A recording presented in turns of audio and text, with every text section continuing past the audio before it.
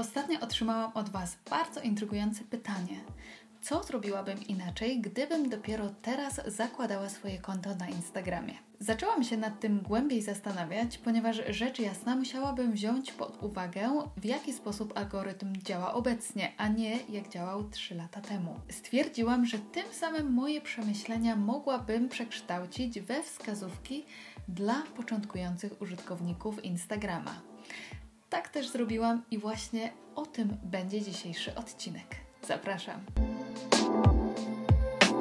Cześć, tu Marcelina, witajcie na kanale Alternative, gdzie uczymy się tworzyć znakomity content i ogarniać media społecznościowe w konkretny, zaplanowany, ale i kreatywny sposób.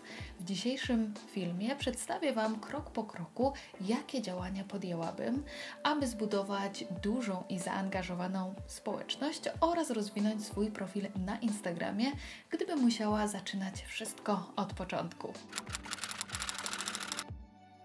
Spędziłabym naprawdę sporo czasu na poszukiwaniu niszy, która po pierwsze bardzo dobrze by do mnie pasowała, a po drugie wyróżniałaby się czymś na tle innych. Odbiorcy nie lubią się domyślać, z kim mają do czynienia, dlatego już na pierwszy rzut oka muszą dokładnie wiedzieć, o czym jest dany profil i czym zajmuje się osoba go prowadząca. Zawężenie niszy pozwala nam skierować działania do określonej grupy odbiorców, którą łatwiej scharakteryzować. Poza tym, kiedy już wpadniemy w rytm tworzenia treści, dla naszej specyficznej niszy będzie nam to przychodziło łatwiej i szybciej. Pułapką może być ilość tematów do wyczerpania i próba niepowtarzania się, pomimo powielania tego samego motywu przez cały czas. W praktyce mogłoby wyglądać to tak, że skoro pasjonuję się podróżami i fotografią, no to wokół tych tematów oscylowałby mój profil. To jednak za mało, dlatego zawęziłabym tę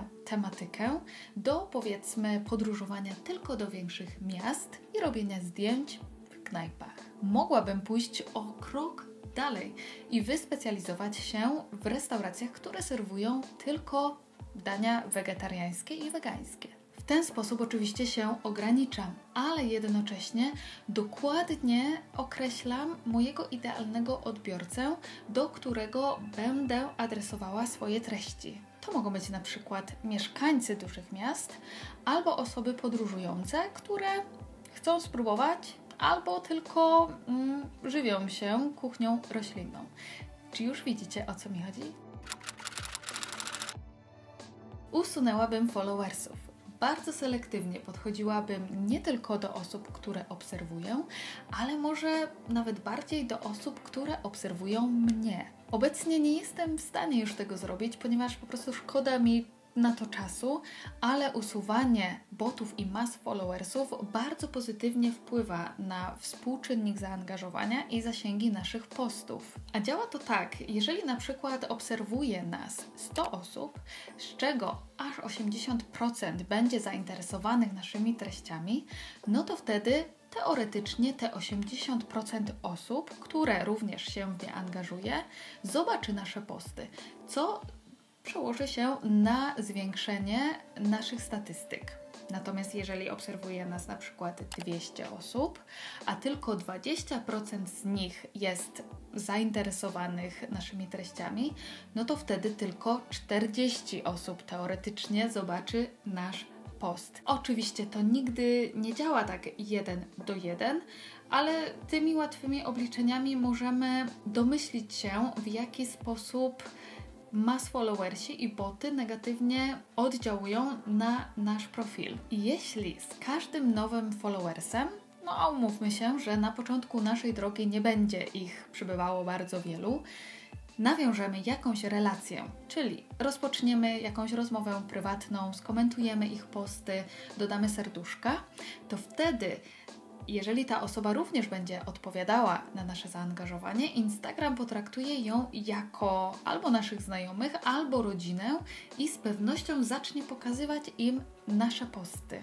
Budując od samego początku tak zaangażowaną społeczność, odbije się to bardzo pozytywnym echem na naszym profilu w przyszłości. Oczywiście z czasem i ze zwiększaniem liczby naszych obserwujących współczynnik zaangażowania zacznie spadać. To naturalne. Mimo wszystko jednak już stworzymy bardzo silny grunt pod rozwijanie naszego konta na Instagramie, co oczywiście algorytm zauważy i dzięki czemu zechce pokazywać nasze treści coraz większej liczbie osób. Przygotowałabym strategię. Rzecz jasna, nigdy nie jest za późno na przygotowanie strategii.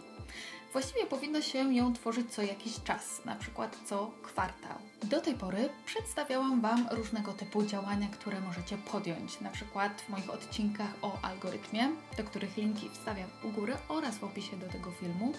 Jednakże strategia oznacza pójście o krok dalej i zabranie tych wszystkich działań oraz ukierunkowanie ich tak, aby przynosiły nam realne efekty.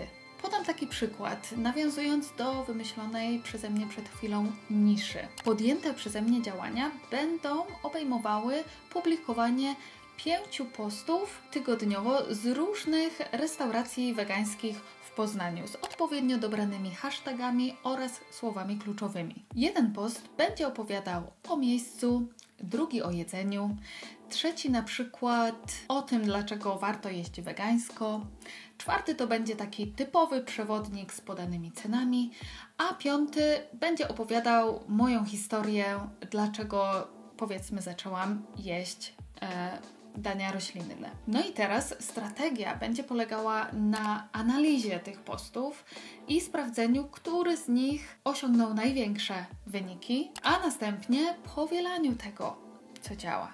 Właśnie tu jest ta różnica między działaniami a strategią. Mam nadzieję, że udało mi się to wyjaśnić. Pamiętam, że kiedy zakładałam Instagrama, miałam takie mieszane uczucia co do tego, że będzie mnie tam śledziła moja rodzina czy znajomi. A to dlatego, że po pierwsze nie wiedziałam, czy jeżeli coś opublikuję, to nie pomyślą sobie, że jestem lekkomyślna, nietaktowna czy wyrachowana. Możecie sobie wstawić jakikolwiek przymiotnik. Z drugiej strony jednak znajomi i rodzina byli tymi pierwszymi, którzy zostawiali mi serduszka. Jeżeli ich o to poprosiłam, również komentowali. Także przyczyniali się do rozwoju mojego konta na tym pierwszym etapie, który jest bardzo trudny. Oni też śledzili moje stories i także miło było popatrzeć, że coś komuś się podoba z tego, co tworzę. No tak, ale tutaj trzeba sobie zadać pytanie, na ile ich intencje były szczere. Oczywiście nie kwestionuję tutaj tego, ale bardziej chodzi o to, że rodzina i znajomi po prostu zależy im na nas, dlatego chcą też nas wspierać. Niekoniecznie zawsze muszą być do końca zainteresowani tym, co tworzymy. Dlatego z obu wymienionych powodów zrezygnowałabym z zapraszania rodziny i znajomych na nasze konto. Jeżeli będą się o nie pytać, no to owszem, nie będziemy utrzymywać naszego profilu na Instagramie w tajemnicy, ale jednak sama nie wychodziłabym z inicjatywą zapraszania ich na nasze konto. Po prostu będzie nam łatwiej publikować treści dla osób, które pojawiły się na naszym profilu z własnej woli. I najlepiej od samego początku z nimi rozmawiać. Pytać się, dlaczego tutaj się pojawili, dlaczego zdecydowali się zaobserwować, co im się podoba, czego od nas oczekują, co chcieliby zobaczyć w przyszłości. Tego typu praktyki na pewno pozwolą nam pójść w dobrym kierunku. Przygotowałabym sobie listę 10, może nawet 20 kont, które mnie inspirują. Kontrowersyjnie nazwałam to konkurencją, ale tak naprawdę mam na myśli dużo większe profile o podobnej tematyce, które osiągnęły już jakiś sukces i do których aspiruję. Mimo tak małych rozmiarów mojego konta, starałabym się nawiązać z nimi jakiś kontakt. Poprosiłabym o to, aby coś mi doradzili, a może gdyby znaleźli nawet chwilę czasu, odwiedzili mój profil i zobaczyli, co takiego mogłabym ulepszyć albo co im się tam podoba. Na pewno angażowałabym się w ich treści, komentując, zostawiając serduszka, a także angażując się w stories. Zrobiłabym też drugą listę zawierającą właśnie 10 do 20 kont o podobnej do mojej tematyce, ale już również o podobnych rozmiarach, czyli kont, które dopiero zaczynają i razem z nimi, można by powiedzieć, starałabym się rozwijać swój profil. I tak z tych wszystkich kont czerpałabym inspirację. Oczywiście nie mówię tutaj o kopiowaniu, tylko inspirowaniu się. Takie relacje bowiem to świetna motywacja, wsparcie i punkt odniesienia. Kiedy bowiem widzimy u innych, że ich profile się rozwijają, a nasz nie, no to oznacza, że być może robimy coś nie tak. A łatwiej wtedy poprosić o pomoc osobę, z którą mamy już nawiązaną jakąś znajomość. Warto też zdawać sobie sprawę z tego, że każda nisza to taki mały światek. Po jakimś czasie z pewnością zaczniecie kojarzyć jeden drugiego i warto wtedy zadbać o swoją opinię w takim środowisku, dlatego też nie odmawiałabym nigdy pomocy innym. Nie oczekujcie jednak niczego w zamian. Zakładając nowy profil na Instagramie, skupiłabym się właśnie najbardziej na tym niezobowiązującym budowaniu relacji. Jeśli bowiem nasza nisza byłaby naprawdę wąska, no to wtedy istnieje bardzo niewielkie prawdopodobieństwo, że tak 1 do 1 ktoś miałby identyczny profil do naszego. A dodając jeszcze element swojej osobowości, to właściwie praktycznie jest to niemożliwe, żeby istniała jakaś identyczna do naszej konkurencja.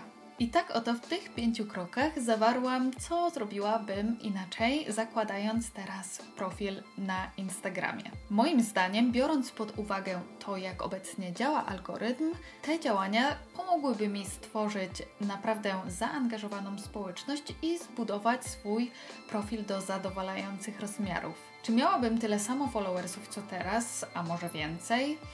Trudno jednoznacznie odpowiedzieć na to pytanie. Na pewno jednak pomogłoby mi to zbudować podstawy pod silną markę osobistą. A Wy jak myślicie, co jeszcze trzeba zrobić, aby rozwinąć taki początkujący profil na Instagramie? Podzielcie się proszę swoimi przemyśleniami w komentarzu poniżej. Na tę chwilę to już wszystko. Dziękuję Wam bardzo za uwagę. Jeżeli Wam się spodobało, to zostawcie proszę łapkę w górze i zasubskrybujcie mój kanał po więcej tego typu treści. Do zobaczenia w kolejny czwartek. Cześć!